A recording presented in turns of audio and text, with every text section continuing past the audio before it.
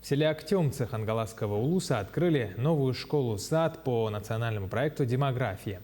Объект на 320 мест распахнул свои двери для учеников и воспитанников. На церемонии торжественного открытия учеников и учителей поздравил глава Якутии Айсен Николаев. В школе 220 мест для учеников, а садик примет 100 сельских детей. Айсен Николаев вспомнил, что, исполняя тогда еще обязанности главы республики в 2018 году, приезжал в село Актемцы и обратил внимание на устаревшее здание школы. На следующий же день он поручил правительству разработать план строительства нового современного объекта школы-сада. А в апреле 2019 года была забита первая свая, и вот спустя всего 2 года открылось современное здание.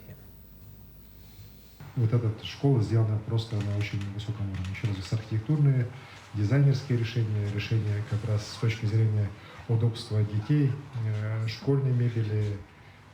В общем, я считаю, что школе саду в Актемцах очень повезло. Вот. Я рад, что сам принимал решение о начале строительства этой школы, сам забивал первую сваю. Ну и вот сегодня мы уже перерезали ленту, и дети начинают учиться.